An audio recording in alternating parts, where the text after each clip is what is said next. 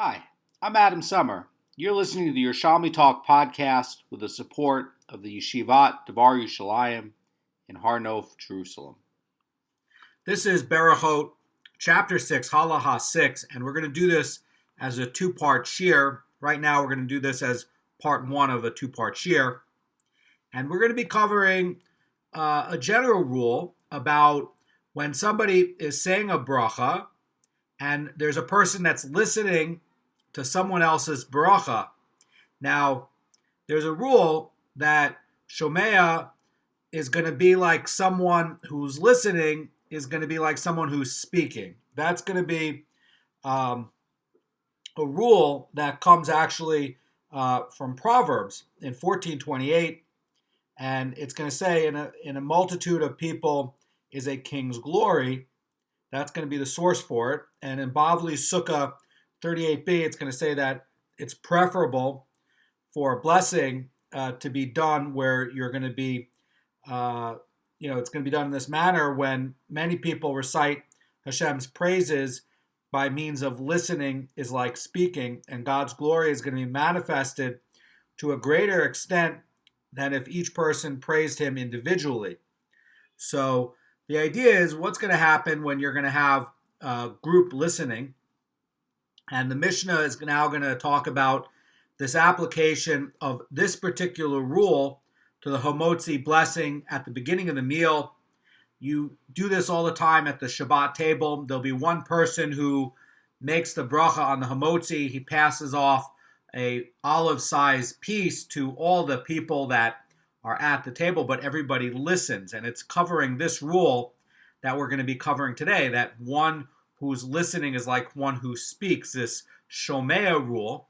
And why is this? Because we are glorifying Hashem more by everybody participating by listening to the one person doing it than if they did it by themselves individually. Now, there's a lot of things that come along with this. We know that in the temple on Yom Kippur, they would say the hidden name of Hashem, and then everybody would forget it. But the people would all hear this blessing together. It's also basing on this kind of rule that one who listens is like one who speaks, and it causes a greater sanctification for Hashem's name, and that's why we're doing it like this, and that's how this rule comes about.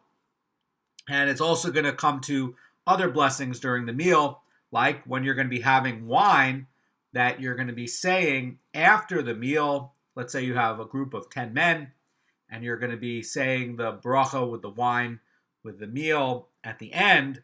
Well, that's going to be another case where people are going to listen to that bracha, and they're going to participate in that, even though they themselves are not doing the bracha on the wine itself, right?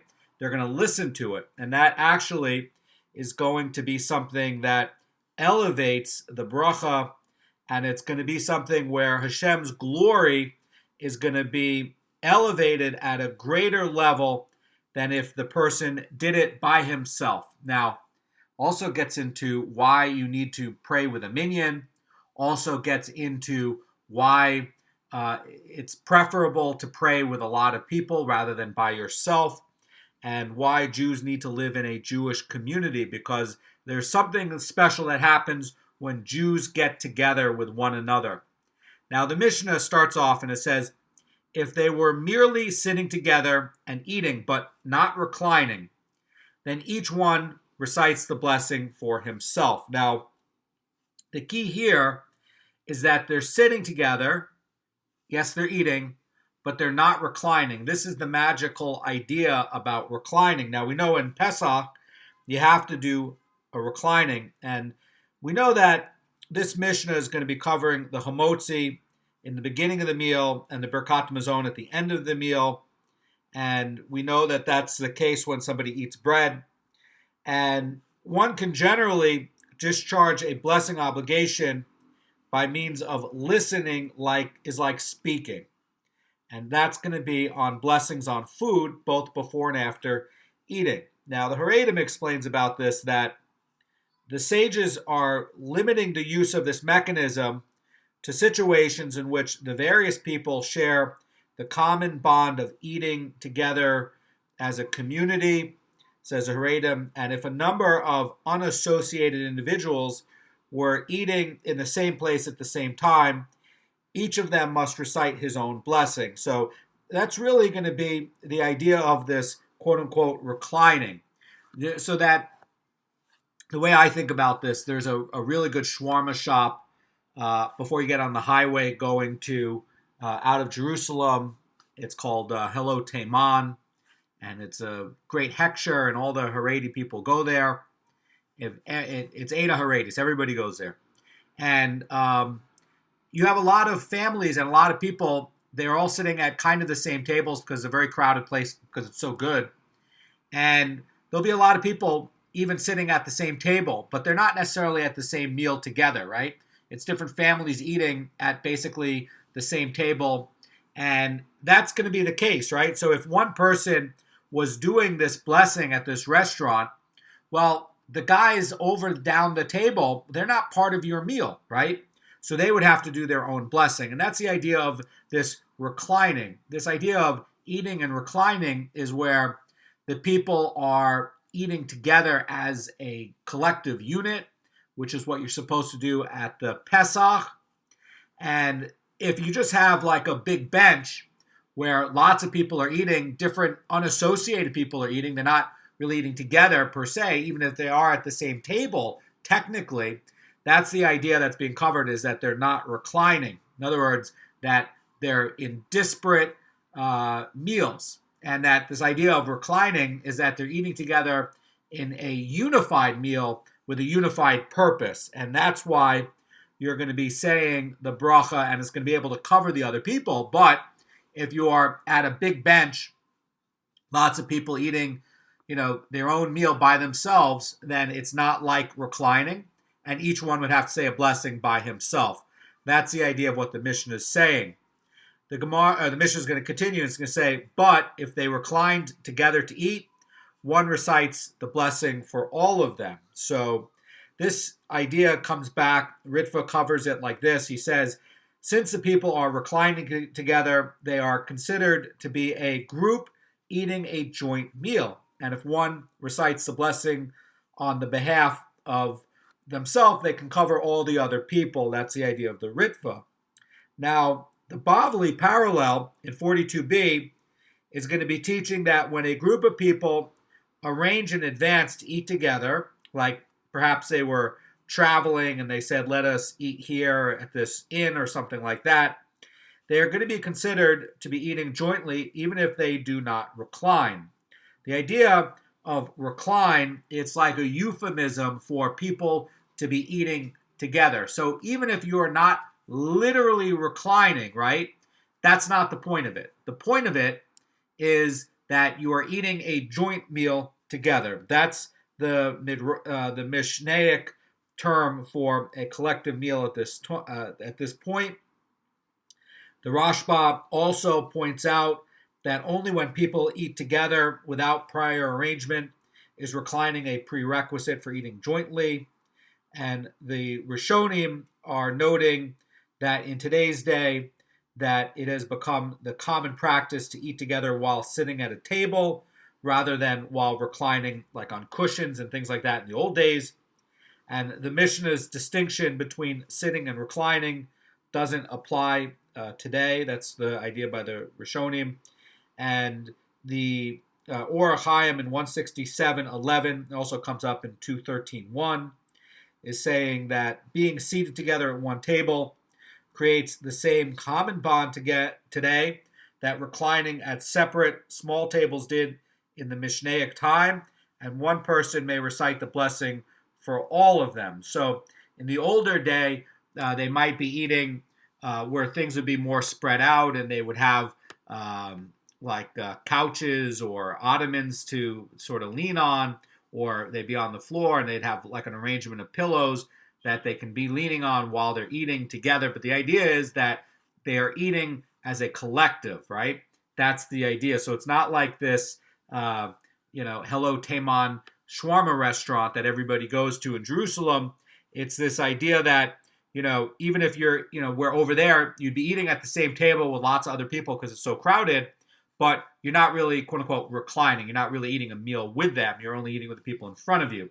So if you said a bracha, you would not cover the people that, even if they're at the same table, are dining in a different collective. Okay, that's really the idea here. It's going to be in terms of collective and who's eating with who. Now, you should note that with respect to the blessing that comes before on food, even when only two people eat together, one may recite it for the other.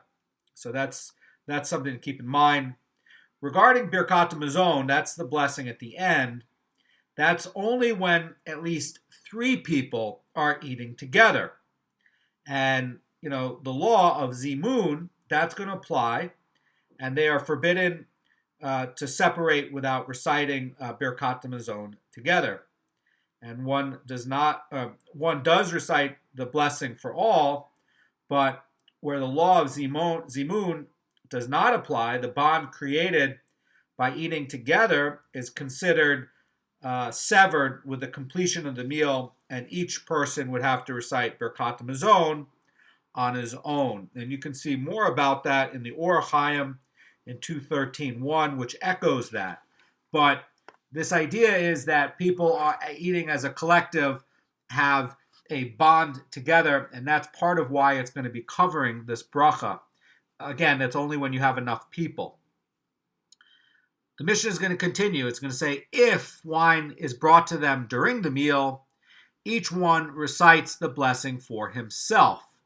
Now, the Rif is saying about this, it's in the parallel to the Bavli in 30b, and the Rif is saying that even if people are eating in a reclined position and are considered to be enjoying a joint meal, they cannot discharge their obligation by having one of them recite the blessing for all of them. That's going to be why, and the Gemara is going to cover why this is with wine, what makes this different.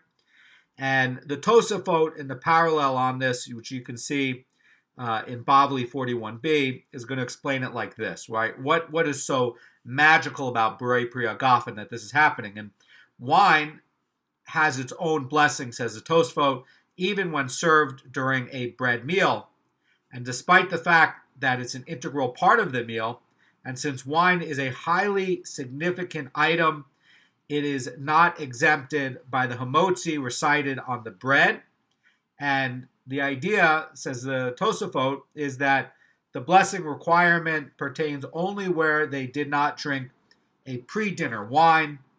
And where they did drink a pre-dinner wine, the Beurim Pri Agafen recited over it would exempt the let me read that again, where they drank a pre-dinner wine, the Beurim Pri Agafen recited over it would exempt the mid-dinner wine as well. And so we've been covering part of this yesterday in chapter 5, and now we're getting into what's going to be happening after the meal. And the idea is that after they finished eating a proper meal, this is going to be happening, and it's going to be, in a case where they're going to be saying a bracha before Birkat Hamazon. Now, let me read the Mishnah again. It says, if wine is brought to them during the meal, each one recites the blessing for himself.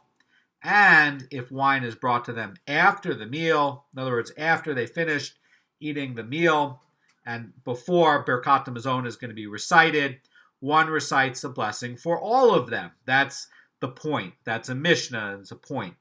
And the Mishnah is going to continue, and it's going to say, and he, the one who recited the initial blessing at the beginning of the meal, also recites the blessing on the incense, which is burned during the meal. Now, this is something that happens in the Mishnah's time. In the Mishnah's time, they would burn incense at the end of the meal, and sometimes during a meal, and also sometimes they would put in fragrances before a Shabbat meal in a very special way so as not to break Shabbat. And they would use like fragrant woods that they would light a little bit. By the way, this is not being used as a religious thing. A lot of other religions will use incense as part of a religious rite or as a religious offering or as a religious service. Judaism, they do that in the temple and only in specific situations and circumstances, like when they're having the Lavona and they're doing a mincha, or they're doing the daily incense offering, or something special on Yom Kippur.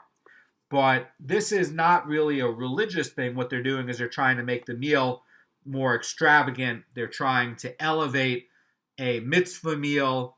That's the idea. And so there's special rules for that.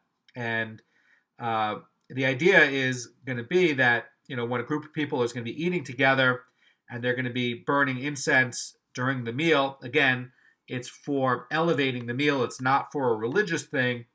The one who's going to recite the Hamotzi blessing for all at the beginning of the meal is also going to recite the blessing on the incense for all of them.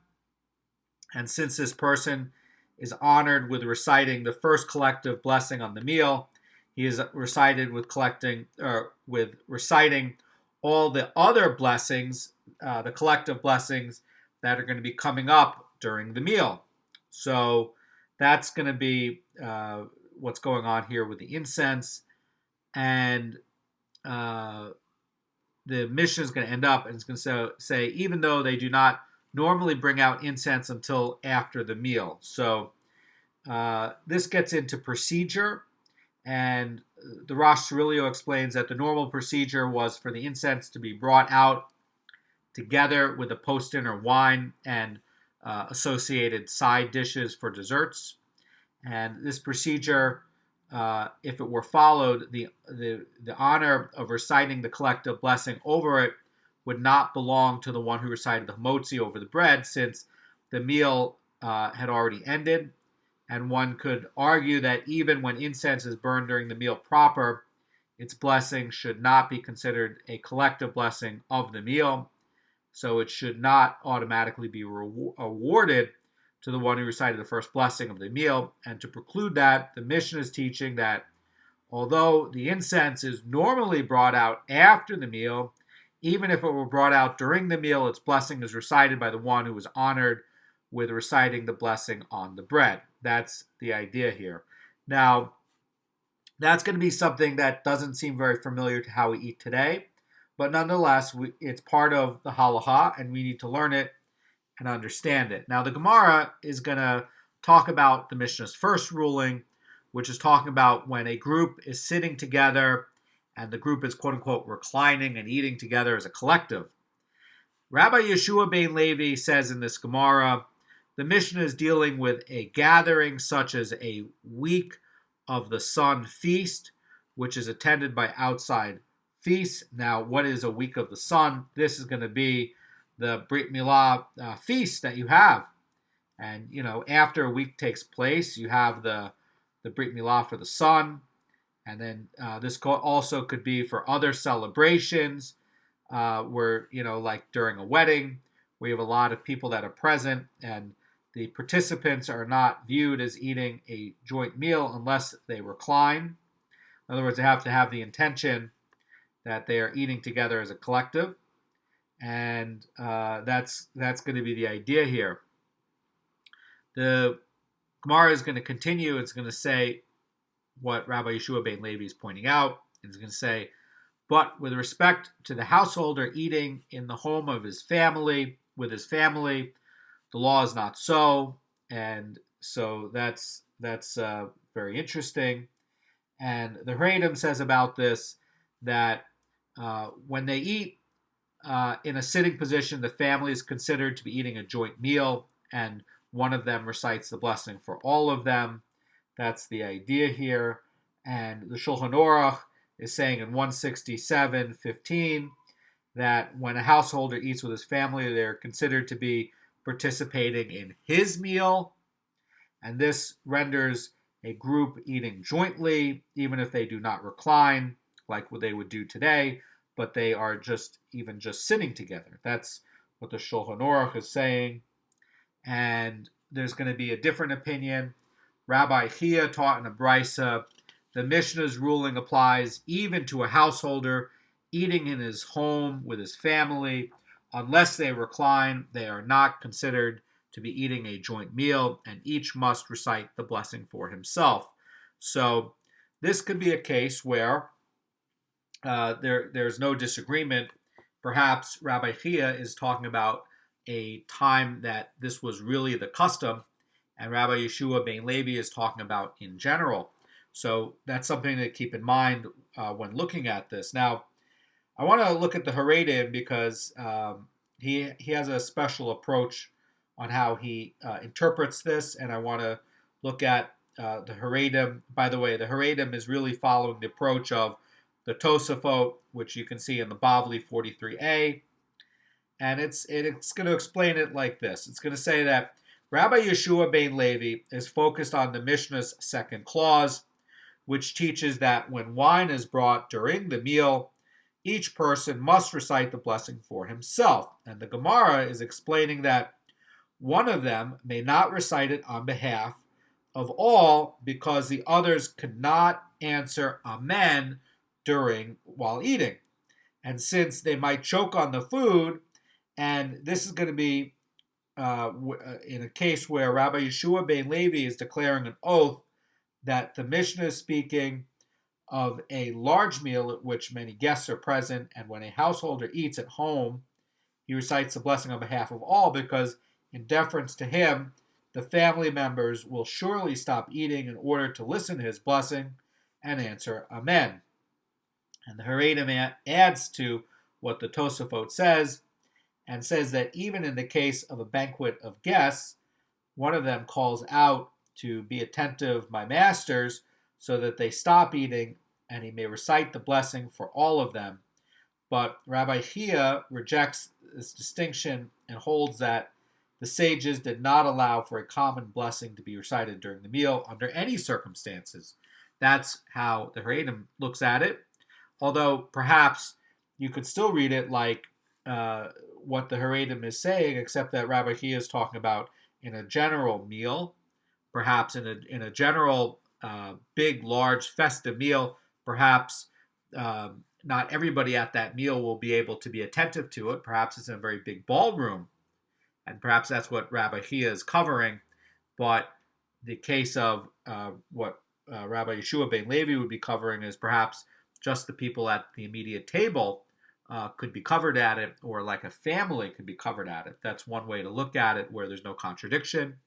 The Gemara is going to cite a Brisa that discusses the protocol of a formal meal that is eaten in a reclining manner. Now, don't forget, the Pesach meal is literally eaten in a reclining manner. So that's something to keep in mind. Gemara says it was taught in a Brisa. The procedure for a fixed meal is as follows. The guests would enter and sit on benches and chairs until all of them arrived and assembled, and in the interim, they would bring wine. And each one would recite the blessing for himself, and they would bring with them water for washing their hands, and each would wash one hand, and they would bring them an appetizer of kisnin bread. That's going to be what we covered yesterday. And the Gemara continues and says, each one would recite the blessing for himself, and all the guests, once they've arrived, they would go up on couches and recline. So this is talking about a pretty big space where there's going to be a main dining area, where there's going to be pillows or couches where they can recline, and then there's going to be another waiting area where they can have the wine and the appetizer. So it's a pretty big house. And it's a pretty big festive area where it can contain these people in these different stages. They're not just seating them in the main eating area. That's something to keep note of. And it would continue, and it says, and they would bring them wine, and although each one already recited a blessing on the first wine that he drank while waiting in the assembly area, he must recite another blessing on the second wine that he drinks after reclining in the main area of dining. And the Gemara continues, says, however, now that they are reclining, one of the assembled writes for the blessing for all of them. They would then bring water for them to wash their hands, and although each one already washed their hands, they must now wash both of their hands. Now, why would this be? Now, netilat yadayim is going to be, where they're going to wash immediately before eating bread without any interruption, no hefsex. And although the guests had already washed one hand, that was not valid for bread.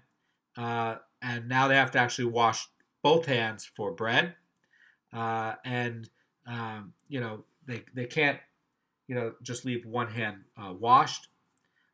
Why would they be washing one hand? It's to make sure that any tuma that they had on their hand would be washed off, and that they could, eat their, cracker or their, kisnin bread. We covered this yesterday, that the kisnin bread gave a lot of sustenance, and it was a tool that was used for waiting, and they could use it for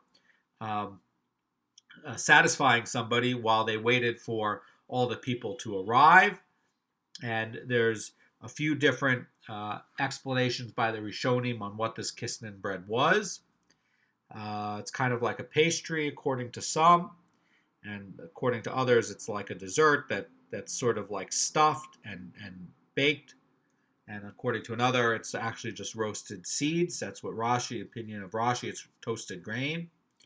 Anyway, it's something sweet and satisfying, and it was used to hold and wait.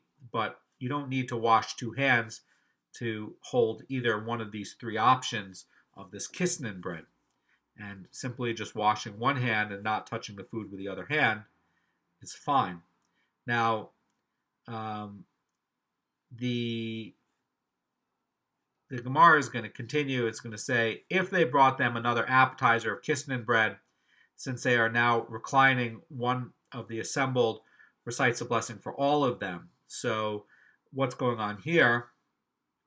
The Haredim explains like this. It says, the brisa cannot mean that they brought the kisnin bread after the guests had washed for bread, since there may not be any interruption between netilat yadayim and the eating of bread.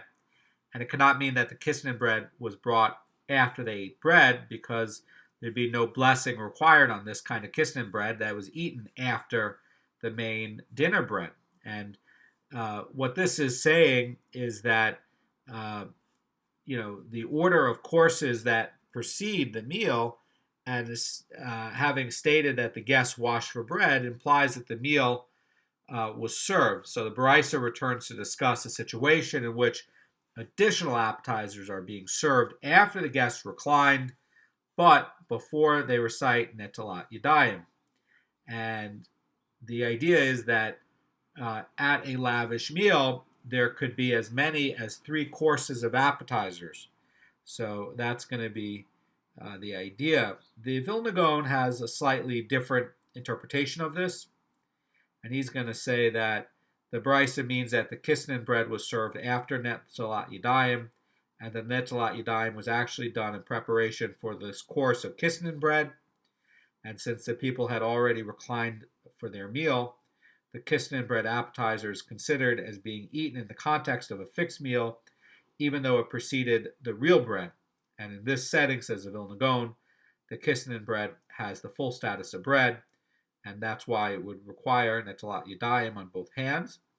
And you can see in the Beur Hagra, in Orach Chaim 158.1, and that the idea by the Beur Hagra, the Vilna Gaon's commentary, is that a halachically mandated washing of the hands for the kisnin bread is going to be where they're exempt from repeating the washing for the actual bread that was served shortly thereafter. So that's going to be the idea by the Vilna Gaon. A little bit of complexity if you're going to be serving a dinner party that way.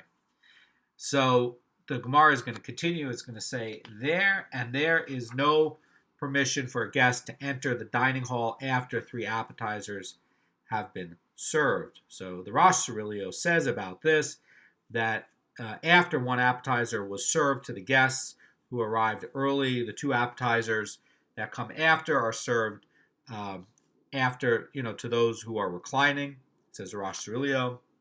And the Pnei Moshe is saying that it's customary to serve as many as 3 appetizers before the meal, and entering after the final appetizer has been served embarrasses the host, who at that point is no longer able to offer the new guest even one appetizer. So it's really bad manners to show up too late. There's a Tosefta in 4.8 that's going to add that the custom in Jerusalem is to spread out a cloth over the doorway at mealtimes to signal to guests that the third appetizer had just been served, so that you would know that once this, this cloth. So, okay, they put up the cloth before as a signal that the third appetizer was just about to be served. And once the third appetizer is served, the cloth is removed so that the guests know that they can no longer enter. So basically, up until that time, they would put out a cloth to signal that you could still come and eat as part of this party, this wedding party. But in Jerusalem, they would take off the cloth after the third appetizer is served, so that nobody would come in and embarrass themselves or embarrass the host.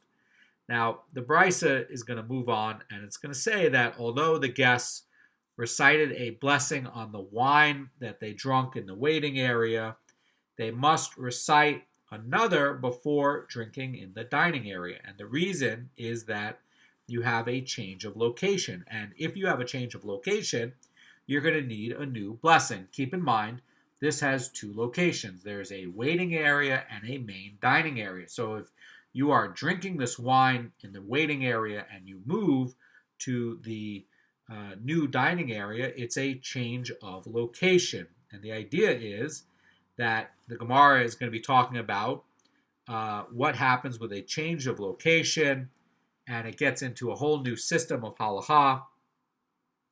And I remember a Shabbat table that I was eating with some people that were, I thought the guy was more religious than he turned out to be. And he married a woman who was a little bit like modern Orthodox-ish, but very strong-willed woman. And the guy was a Ger Hasid who was very kind of like weak character in terms of just not a strong-willed person. And his wife came from a very rich family, and she basically just really ran the house. Really very strong-willed person. And my wife and I were eating at the Shabbat table of them, and the wife, wasn't as clear on halacha as she should be, and she went up to go look at the lunar eclipse and went up to change the location, brought her kids with her, and of course the husband followed along, and me and my wife stayed at the Shabbat table because we didn't want to have a change of location. So the idea of change of location, if my wife and I had went, would be a problem in the halacha because we would have left the Shabbos table and it would have been a whole mess. So, because we didn't change location, it's like the Shabbat table wasn't abandoned. So there's a lot of issues with change of location and in a real world. So really, if you pick a place in modern halacha, you really should just finish eating there and then go do something else later, right? Like seeing this eclipse later. So the Gemara is going to continue. It's going to say that we learned there in a Mishnah, the Sukkot obligation is in force for 7 days. And how is this? So this is the idea that, in Masechet Sukkah, it's going to say that, the various mitzvahs that apply during the Sukkot festival, and it's going to say that the amount of days during the festival on which each of the mitzvahs is performed, and the other Mishnahs are going to be talking about the mitzvahs mentioned in the first Mishnah, and over here it's talking about the first mitzvah, which is the Mishnah's ruling. The mitzvah is to be dwelling in the sukkah, and that's going to be covering a 7-day period of time. And the mitzvah of sukkah is even going to be enforced during the day, and so that if he were to nap or he would decide to eat another meal, he would do it in the sukkah. That's going to be the idea. So we're covering Masechet Sukkah because why? Because it has this idea of location, right? The location matters. So what mitzvah is that important that's going to cover this idea? It's going to be the holiday of Sukkot, with the Sukkah, because the Sukkah becomes a location that becomes relevant and important for covering this law. So the Gemara says, however, he takes down into the house the utensils, the furnishings, the vessels that will be used in the Sukkah throughout the holiday, and from the time of Mincha onwards, in honor of the final Yom Tov festival. So what happens is that normally people would make their Sukkah and they put it on their roof, and then what would happen is they would bring up all their kalim and everything to decorate and prepare the Sukkah so that they can live in it for 7 days, and that way, you would have your nicest utensils and furnishing in the Sukkah throughout this period of time. And the Mishnah is teaching that from the time of Mincha on the last day, one is allowed to return them to his home. And part of that is that you have a separate festival that's coming up with Shmini Atzeres, and you have to prepare a meal for that evening. So you're going to need a lot of these things for preparing for this new holiday on the 8th day. Now, the Mishnah is going to be talking about somebody who's living in Eretz Yisrael, where the Sukkot festival ends exactly on the 7th day, and the mitzvah of the festival of Sukkah, living outside of Eretz Yisrael, is going to be for an 8th day. So this is going to be talking about living in the land, and the Gemara is going to comment about this change of location idea, and it's going to say that Rabbi Abba Bar Kana said in the name of Rav Chia Bar Ashi, when the Mishnah prohibits assembling the Sukkah on the 7th day, it refers to one who will be moving back into his home for the Shmini Atzeres festival, but not for one who will eat his Shmini Atzeres meals in the Sukkah. And the Gemara continues and says, such a person must disqualify his Sukkah while it is still day on the 7th day of Sukkos. And if he eats in the Sukkah on the 8th day without disqualifying it, he creates the appearance of adding an 8th day to the 7th day mitzvah of dwelling in the Sukkah, and that's going to be a violation where you're not allowed to add to the mitzvot.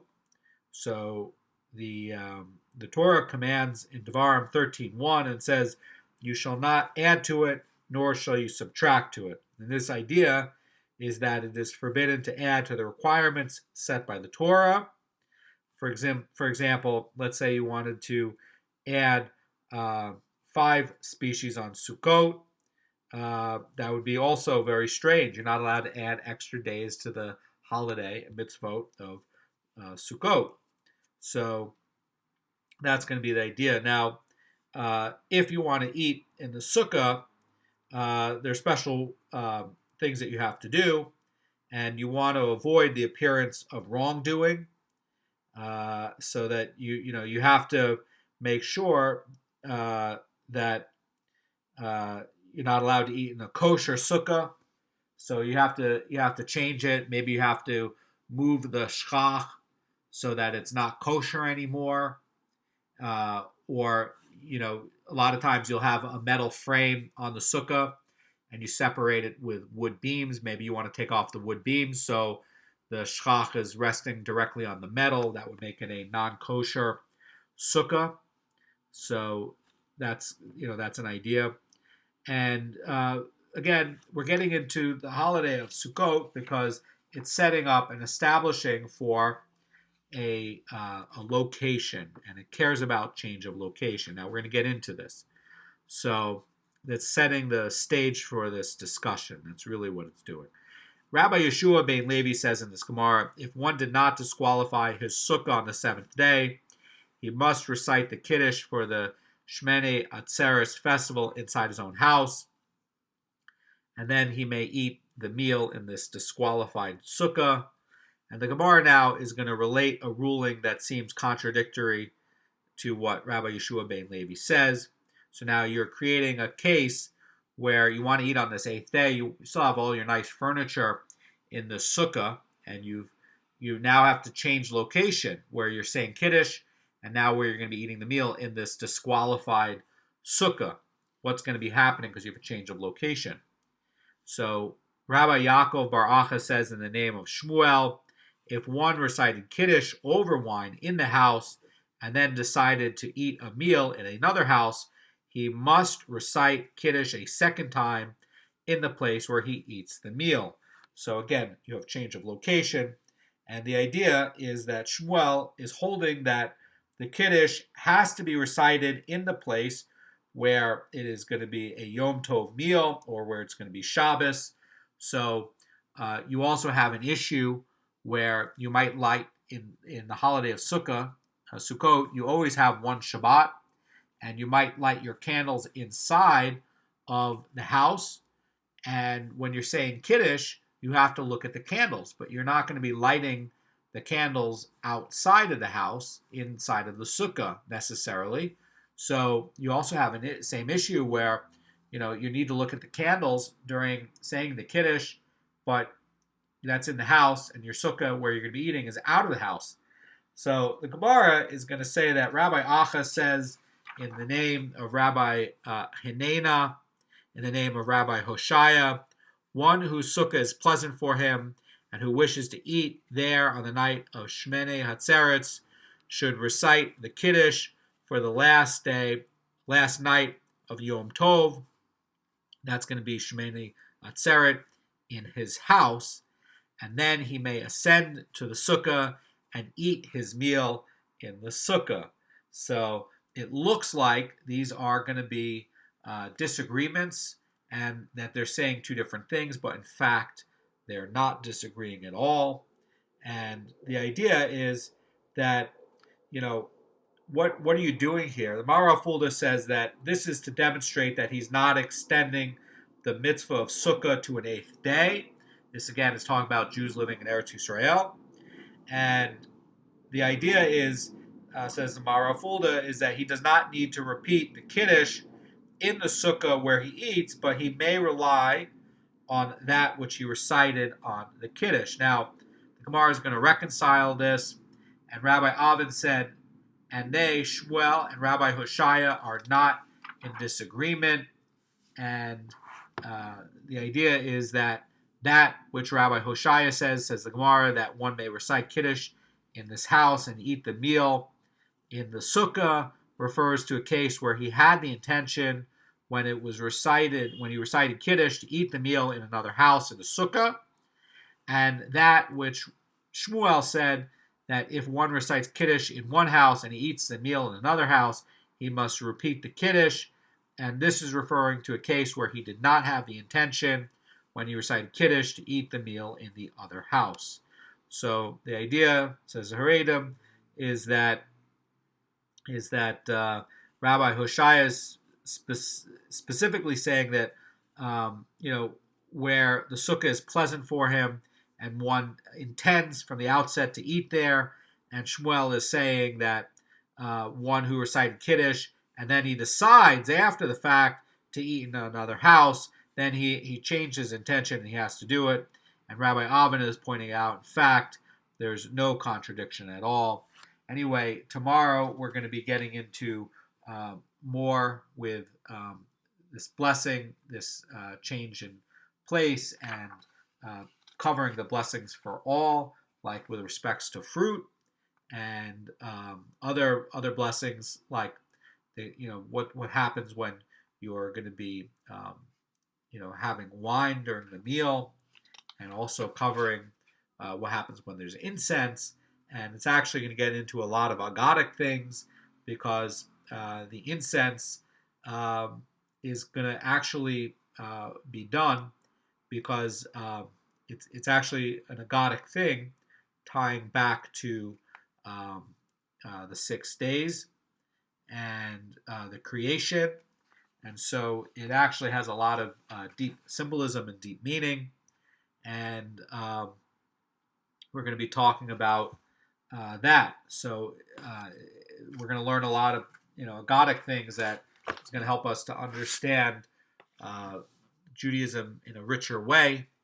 And part of why we cover some of these obscure things is because it gives us an insight so that we can understand our own Judaism and get more out of it and try to know Hashem in a better way. Anyway, have a great day.